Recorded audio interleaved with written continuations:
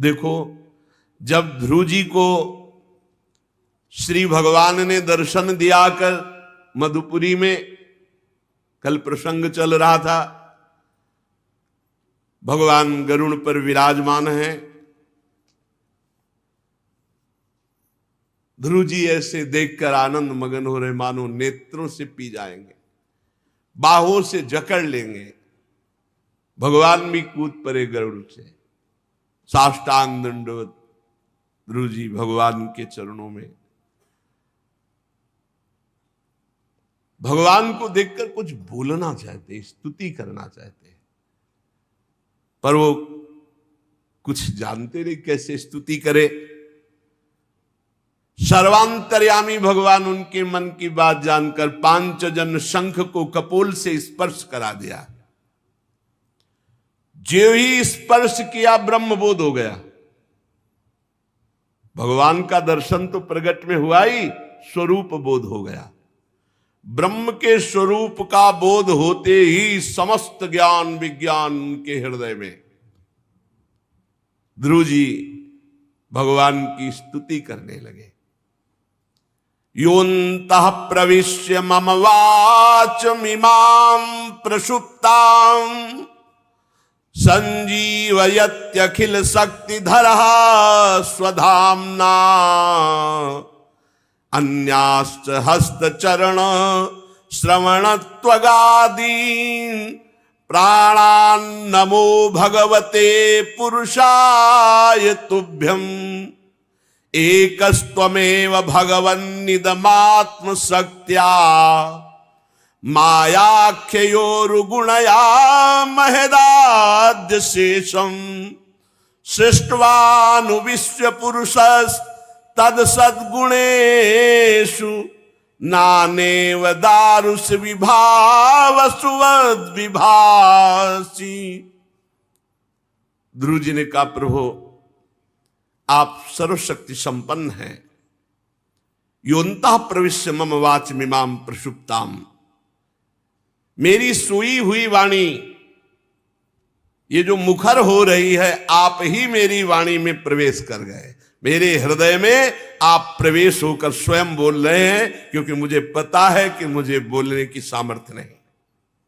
योऽन्तः प्रविश्य मम वाचमिमां प्रसुप्ताम्, मेरी सोई हुई वाणी को आपने अंतःकरण में प्रवेश करके अपने तेज से प्रकाशित कर दिया। प्रभु, ये हाथों में, पैरों में, शरीर में, इंद्रियों में, प्राणों में जो चेतना है वो सब आपकी है। पकड़ो इस, जिसके हाथ पैर सब चल रहे हैं, जो कुछ हो रहा है, सब भगवत शक्ति से हो रहा है, भगवान से हो रहा है। काहे का अहंकार। मैं आप अंतर्यामी भगवान को प्रणाम करता हूं। भगवान आप एक ही है, परंतु अपनी अनंत गुणमयी माया शक्ति से इस महदाद संपूर्ण प्रपंच को रच करके, अपने आप को संपूर्ण प्रपंच के रूप में रच करके और अंतर्यामी से उसमें प्रवेश किए हैं। फिर इसके इंद्रियादि असत गुणों में उनके अधिष्ठात्र देवताओं के रूप में अनेक रूपों में आप भास रहे हैं। वस्तुतः हैं आप एक। हे नाथ, सृष्टि के आरंभ में ब्रह्मा जी ने भी आपकी शरण लेकर आपके दिए हुए ज्ञान के प्रभाव से ही इस जगत को सोकर उठे हुए पुरुष के समान देखा था। हे दीन बंधु, आपके चरण तल का मुक्त पुरुष भी आश्रय लेते हैं। कोई भी कृतज्ञ पुरुष आपके चरणों को कैसे भूल सकता है। प्रभु, ये शरीर मुर्दा है, इसमें चेतना आपकी ही है, नहीं है मुर्दा। समतुल्य शरीरों के द्वारा भोगे जाने वाला विषय, इंद्री, ये नरक में भी मिलता है, नारकी पुरुषों को भी।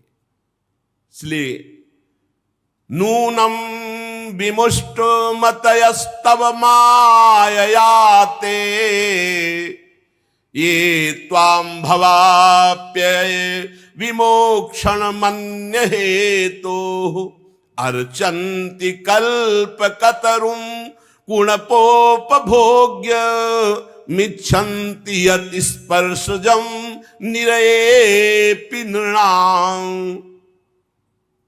जो इस मानव देह को पाकर भजन न करके केवल भोगों में बिता रहा है, अरे ये भोग तो नारकी जीवों को भी मिल रहे हैं। विषय सुख के लिए लालायित होकर भगवत प्राप्ति का लक्ष्य ना रखकर जो भोगों में लगा हुआ है, प्रभु बड़ी दुर्गति है। हे जन्म मरण के बंधन से छुड़ा देने वाले कल्पतरु स्वरूप प्रभु, साधना का केवल उद्देश्य भगवत प्राप्ति होना चाहिए, अन्य कोई उद्देश्य नहीं रखना चाहिए। नहीं उसकी बुद्धि आपकी माया के द्वारा ठगी जाएगी, केवल उद्देश्य भगवत प्राप्ति। हे नाथ, आपके चरण कमलों का ध्यान करने से, आपका नाम जपने से, आपके पावन चरित्र सुनने से जो सुख मिलता है वो निजानंद स्वरूप ब्रह्म के अनुभव में भी नहीं मिल सकता। वो सुख जो आपके नाम जपने में, आपके लीला चरित्र गायन चिंतन में, वो सुख और कहीं नहीं। क्योंकि बड़े बड़े ब्रह्मबोध संपन्न महापुरुष भी इसी सुख का रसास्वादन करते हैं, नाम जप करना और भगवत चरित्र गायन सुनना। प्रभु फिर जिन्हें काल की तलवार नष्ट कर देती है, ऐसे इस मृत्यु लोक के या स्वर्ग लोक के या अन्य लोकों के सुख, उनमें कैसे हम तुलना कर सके। नाम जापक, भगवत लीला गायन, भगवत चरित्र सुनने वाले को जो सुख मिलेगा वो किसी और को नहीं। भक्तिम मुहुः प्रवहतां त्वयि मे प्रसंगो भूयादनंत महता ममलाशयानां एनांजुषोल्बणमुरुव्यसनं भवाब्धिं नेस्ते भवद्गुण कथामृत पानमत्तः तेना स्मरन्त्यतितरां प्रियमीशमर्त्यं ये चान्वदः श्रुत सुहृद गृह वित्त दारा ये त्वब्जनाभ भवदीय पदारविंद सौगंध्य लुब्ध हृदय सुकृत प्रसंगा। हे प्रभु, मेरा भी हृदय बहुत जल रहा है। ध्रुव जी ने कहा मेरे से चूक हो गई। मैं जब चला था तो मेरे हृदय में था कि मैं सर्वोच्च पद प्राप्त करूंगा। इसका कारण हुआ कि बहुत समय तक हमने संतों का संग नहीं किया। इसलिए यदि आप हम पे प्रसन्न हैं तो अपने भक्तों का संग दीजिए, विशुद्ध हृदय महात्मा भक्तों का संग, जिनका केवल लक्ष्य भगवत प्रेम, भगवत चरणारविंद। भक्ति मुहुः प्रवहतां त्वयि मे प्रसंगो। विशुद्ध हृदय केवल प्रभु का गुणगान, नाम जप, प्रभु का चिंतन, नाम जप, लीला गुणगान आहार है, उनका जीवन है। उनको कोई फल फूल से मतलब नहीं है। जिनकी आप में अविच्छिन्न भक्ति भाव है, उनके संग से आपके गुण, आपकी लीला कथा सुनने को मिलता है, उससे प्रेम प्रकट होता है। और मैं प्रेम उन्मत्त हो जाऊंगा उस लीला कथा सुन सुन करके। इस संसार समुद्र से पार होने के लिए बिल्कुल सहज उपाय नाम जप और सत्संग। खूब भगवत चर्चा सुनो। ध्रुव जी कह रहे हैं मुझे आप अपने प्रेमी भक्तों का संग दीजिए। कमलनाथ प्रभु, जिनका चित्त आपके चरण कमल की सुगंध में नहीं लुभाया, नाम जप नहीं करते, भक्तों का संग नहीं करते, वे इसी में फंसे रहते हैं। अपने शरीर को सजाना, शरीर को खवाना पियाना, और पुत्र, स्त्री, मित्र, ग्रह, इन्हीं में बस फंसे रहते। रिश्ते नाते, कोई भगवान भगवत प्राप्ति, इससे बहुत दूर संसार के जन है। हे अजन्मा परमेश्वर, मैं तो पशु, वृक्ष, पर्वत, पक्षी, सरीसृप, देवता, दैत्य, मनुष्य आदि से परिपूर्ण महदादि अनेकों कारणों से संपादित इस संपूर्ण विश्व को इस समय मैं आपका स्वरूप देख रहा हूं। संपूर्ण विश्व भगवान ही है। ध्रुव जी को दिखाई दे रहा है। सांप बिच्छी पर्वत वृक्ष पशु पक्षी सब भगवान हैं। प्रभु कल्पकांत होने पर योग निद्रा में स्थित जो परम पुरुष संपूर्ण विश्व को अपने उदर में लीन कर लेता है और फिर शेष जी की सैया पर शयन करता है, फिर नाभ समुद्र से प्रकट होकर सर्वलोक सुवर्णमय कमल, फिर ब्रह्मा और फिर ये सृष्टि का रचन, ऐसे हे प्रभु आपको बार बार प्रणाम है। विनय की भगवान ने कहा, उत्तम व्रत का पालन करने वाले राजकुमार, जो साधना के पहले संकल्प होता है, इच्छा होती है, मैं पहले उसकी पूर्ति करता हूं। भगवान के विधान को समझिए। अगर कोई वासना लेकर इस और बकाया रह गई तो पहले वासना की पूर्ति होगी। ध्यान रखना, भगवत प्राप्ति तो है पर वासना की पूर्ति होगी। जब विभीषण जी गए तो बात दूसरी तब हुई जब पहले लंकाधिपति कह दिया, समुद्र का जल मंगाया, पहले लंकेश कह के। यहां कह रहे राजकुमार, तुम्हारे हृदय का संकल्प था कि ऐसा पद प्राप्त करूं जो हमारे बाबा पर बाबा को भी न प्राप्त हो। बाप उत्तानपाद, बाबा मनु महाराज, पर बाबा ब्रह्मा जी, इसके आगे स्वयं भगवान है। तो आज मैं तुम्हें वो पद देता हूं, वो पद प्रदान करता हूं। यद्यपि उस पद का प्राप्त होना बहुत कठिन है। तेजोमय अविनाशी लोकों में आज तक किसी ने उस पद को नहीं प्राप्त किया। चारों ओर ग्रह नक्षत्र तारागण ज्योतिष चक्र सप्तऋषि ये सब परिक्रमा देंगे, सब लोकों का नाश हो जाने पर भी इस लोक का, ध्रुवलोक का नाश नहीं होगा। धर्म अग्नि कश्यप शुक्र नक्षत्र सप्तऋषिगण ये सब परिक्रमा देंगे और तेरी वंदना करेंगे। बेटा ध्रुव, मैंने ऐसा तुम्हें परम पद दिया। और भूमंडल का जिस सिंहासन पर तुम बैठना चाहते थे पिता की गोद में, 36,000 वर्ष तक धर्म पूर्वक तू उसका राजा बनकर पृथ्वी का पालन करेगा। और 36,000 वर्ष तक तेरी इंद्रियों की शक्ति ज्यों की त्यों नवीन बनी रहेगी।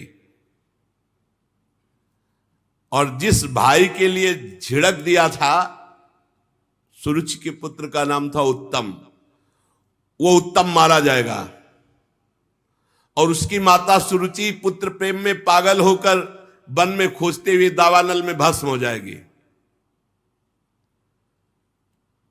दुर्दशा तो परिणाम में हो ही जाती है अगर भक्त को कहीं भी किसी भी तरह से पुत्र भी मारा गया और वो भी पागल होकर के भस्म। भगवान पहले ही तू अनेक बड़ी बड़ी दक्षिणा वाले यज्ञों के द्वारा मेरा यजन करेगा, उत्तम उत्तम भोग लगा करके मेरा स्मरण करते हुए मगन रहेगा। और अंत में मेरे दिव्य विमान पर बैठकर सप्तऋषियों से भी ऊपर मेरे निज धाम में अटल पदवी पे बैठेगा। ये अटल पदवी। ध्रुव जी को ऐसा वरदान देकर भगवान अंतर्धान हो गए। ध्रुव जी का मन बहुत दुखी हो गया। उन्होंने कहा कि भगवान का सानिध्य ना मानकर, भगवान की सेवा ना मांगकर ये क्या मांगा? अटल पदवी। विशेष प्रसन्नता नहीं हुई, ये दुर्लभ पद मांग लिया, भगवान की चरणों की उपासना का ये फल मांगा। अरे इनका सानिध्य मांग लेते, हर समय इनकी सेवा में रहते। अकृतार्थ जैसे पुरुष ऐसे खिन्न हो गए, प्रसन्न नहीं हुए ध्रुव जी। भगवत दर्शन हुआ और भगवत सेवा नहीं मांगी, मोक्ष नहीं मांगा, अटल पदवी मांग ली। कैसी बात! मैत्रेय जी कह रहे हैं, चूंकि ध्रुव जी का हृदय अपनी सौतेली माता के बागबाणों से बिंद गया था, इसलिए उन्होंने मुक्तिदाता हरि का सानिध्य नहीं मांगा, सेवा नहीं मांगी, मोक्ष नहीं मांगा। अब उनको बड़ा पश्चाताप हो रहा कि बड़ा घाटे में रह गए। ध्रुव जी मन ही मन कहने लगे कि बड़े बड़े नैष्ठिक ब्रह्मचारी भी जिनके भगवान के दर्शन के लिए बहुत तपस्या करते रहते, ध्यान में नहीं आते, उनको 6 महीने में मैंने पाया, लेकिन मेरी वासना थी कि मैं अटल पदवी प्राप्त करूं, इस वासना ने मुझे भगवान से दूर कर दिया। अहो मैं कितना मूर्ख हूं, संसार पास को काटने वाले प्रभु पद्मों का प्रेम नहीं मांगा, क्या मांग लिया। हमें लगता है कि देवता हमारी भगवत प्राप्ति रूपी उच्च स्थिति को सहन नहीं कर सके, इसलिए मेरी बुद्धि को नष्ट कर दिया, तभी तो मैंने अटल पदवी मांगी, भगवान की सेवा नहीं मांगी, भगवान का सानिध्य नहीं मांगा। बिल्कुल ठीक बात है, मैं बड़ा भाग्यहीन हूं। ध्रुव जी कह रहे हैं, जिन भगवान को प्रसन्न करना अत्यंत कठिन है, उन्हीं विश्वात्मा श्री हरि को मैंने प्रसन्न किया, लेकिन मांगा तो क्या, ठगा गया। मैं पुण्यहीन हूं। जैसे कोई कंगला चक्रवर्ती सम्राट से भूसी सहित चावल की कनी मांग ले, ऐसे ही मैंने भगवान से अटल पदवी मांग ली। आत्मानंद प्रदान करने वाले भगवान को नहीं मांगा कि प्रभु मुझे आप चाहिए, ये अब पश्चाताप हो रहा। इसलिए उन्होंने कहा मुझे अपने प्रेमी जनों का संग दीजिए, जिससे हमें प्रेम प्राप्त हो।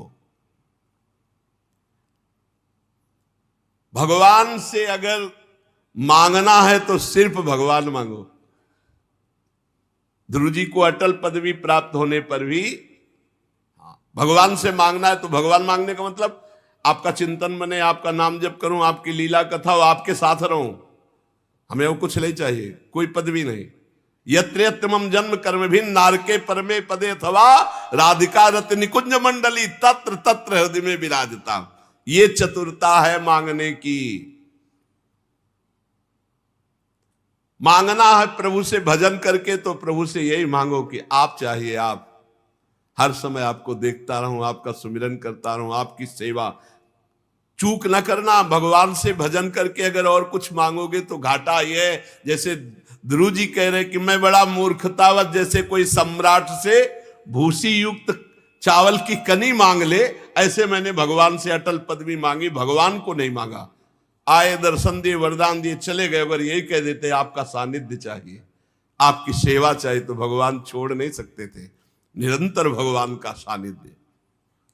श्री मैत्रेय जी कहते हैं, विदुर जी तुम्हारी श्री मुकुंद पादारविंद में बहुत प्रीति है, तुम निरंतर भगवत चिंतन में मगन रहते हो। जो भजन में संतुष्ट रहता है, ध्यान देना, उसे भगवत प्रेम प्राप्त होता है, वो कोई और पदवी नहीं चाहता। भजन में मतलब हमारा भजन हो रहा है, इससे बड़ी हमें कोई सिद्धि नहीं, कोई लाभ नहीं, इससे बड़ा कोई लाभ नहीं। भजन चल रहा है, सब ऐसे को प्रेम प्राप्त हो। प्रेम अत्यंत दुर्लभ वस्तु है। ध्रुव जी ऐसा विचार करते हुए अपने नगर की ओर लौट आए। जे ही राजा उत्तानपाद ने सुना कि ध्रुव जी लौट रहे हैं, बहुत पहले तो विश्वास ही नहीं हो रहा था, बहुत आनंदित हुए देवर्षि नारद जी की बात याद करके। आनंद से अधीर होकर के ये समाचार देने वाले को बहुमूल्य हार दिया कि ध्रुव जी तपस्या करके परिपूर्ण होकर भगवत साक्षात्कार करके पधार रहे हैं। राजा उत्तानपाद ने पुत्र का मुख देखने के लिए बड़े बड़े विद्वान ब्राह्मणों को आगे करके, बड़े बूढ़े मंत्री बंधुजनों को आगे करके स्वर्ण जटित रथ पर सवार होकर नगर के बाहर आए और शंख ध्वनि की, ब्राह्मणों ने वेदत ध्वनि की, मांगलिक बाजे बजने लगे। सुनीति जी और सुरुचि जी दोनों पालकियों पे चढ़कर ध्रुव जी के दर्शन के लिए आई। ध्रुव जी ने जे भी देखा महाराज उत्तानपाद रथ पर विराजमान है, दंडवत की। पुत्र को दंडवत करते देख करके उत्तानपाद रथ से कूद पड़े और प्रेमातुर होकर ध्रुव को भुजाओं में, अब ये पहले के ध्रुव नहीं है, जे ही स्पर्श किया सारे पाप नष्ट हो गए। तुरंत परम पवित्र भगवत साक्षात्कार किए हुए तो और स्पर्श से तुरंत प्रभाव पड़ता है। ठीक अगर भगवत प्रेमी का स्पर्श तो कर्म बंधन कट जाए, कर्म बंधन कट जाए। ध्रुव जी का जे ही आलिंगन हुआ, महाराज उत्तानपाद के समस्त पाप युक्त जो बंधन थे, कर्म थे, वो सब नष्ट हो गए। क्यों? क्योंकि भगवान का साक्षात्कार करके ध्रुव जी आ रहे हैं। बड़ा आनंद उत्तानपाद के हृदय में। उन्होंने ध्रुव का मस्तक शुंगा हृदय से लगाया और अपने आंसुओं से ध्रुव का अभिषेक किया। ध्रुव जी पिताजी के चरणों में प्रणाम करके आशीर्वाद पाकर दोनों माताओं को प्रणाम किया। सबसे पहले छोटी माता सुरुचि को प्रणाम किया। दूर से दोनों माताओं को देखा, पर नजदीक जाकर, क्योंकि सुरुचि की ही कृपा से प्रतिकूल व्यवहार कृपा होता है। जैसे बिल्व मंगल जी को जब भगवदानंद की तो सबसे पहले वंदना की चिंतामणि वैश्या की कि अगर तू कड़ुआ व्यवहार ना करती तो मैं तेरे में फंसा रहता और गोविंद की प्राप्ति नहीं होती। तूने कड़ुआ व्यवहार करके धन्य कर दिया, मुझे भगवत प्राप्ति करा दी। छोटी माता सुरुचि जी के चरणों में जब ध्रुव जी गिरे तो बहुत सकुच है कि मैंने कड़ुआ वचन बोला था। उनका चिरंजीवी रहो, ध्रुव जी को आशीर्वाद दिया। जिस पर भगवान प्रसन्न हो जाते हैं उस पर पूरा विश्व प्रसन्न हो जाता है। जिस पर भगवान कृपा करके देख लेते हैं पूरा विश्व उसके आगे झुकता है। तस्मै नमन्ति भूतानि निम्न माप इव स्वयं यस्य प्रसन्नो भगवान। जिसके ऊपर भगवान प्रसन्न है पूरा विश्व नमन करता है उसको, पूरा विश्व प्यार करता है उसे। उत्तम भाई से भी ध्रुव जी मिले। फिर ध्रुव जी की माता सुनीति ने अपने प्राण प्यारे पुत्र को गले लगाकर बहुत आनंद अश्रु बहाए। माता सुनीति बार बार ध्रुव को प्यार कर रहे हैं और पूर्ववासी प्रशंसा कर रहे हैं कि धन्य है सुनीति जी, पुत्र हो तो आप जैसा जो भगवत प्राप्ति करके आ रहा है। जननी तो वही है जो भगवान का प्रेमी महापुरुष प्रकट करे। बहुत दिनों से इस भूमंडल की रक्षा करने वाला राजकुमार बाहर था तो सबका हृदय व्याकुल था। आज हम सब प्रजा सुखी हुए ऐसे सुनीति के सामने ध्रुव जी की प्रशंसा कर रहे हैं। जो शरणागत भयभंजन भगवान का भजन कर लेता है उसको कुछ भी करना बाकी नहीं रहता, वो मृत्यु पर भी विजय प्राप्त कर लेता है। ये मृत्यु भी उसके लिए दुखदाई नहीं होती। बहुत लाड़ प्यार ध्रुव जी को मिला।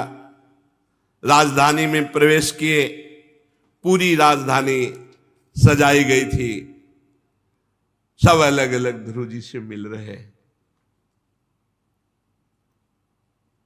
आगे चल करके देवर्षि नारद जी आकर के उनको उत्तानपाद जी से, अब तुम्हारा सौभाग्य है, एकांत में तुम भगवान का भजन करो, राज्य सेवा ध्रुव जी को। आगे प्रसंग में आएगा एक यक्ष के द्वारा राजकुमार उत्तम मारे जाते हैं। ध्रुव जी उन यक्षों को दंड देने के लिए युद्ध करते हैं। ये सब बाह्य लीलाएं, पर हर समय ध्रुव जी के मानस पटल पर वही गरुड़ ध्वज, गरुड़ पर विराजमान भगवान और वही उनकी मधुर स्मृति। मानव जीवन का परम लक्ष्य है अपने कर्तव्य का पालन करते हुए भगवद आश्रित होकर निरंतर नाम जप करो और अहंकार को मिटा दो। ये अहंकार सब चौपट कर देता है, परमार्थ स्वार्थ सब बिगाड़ देता है।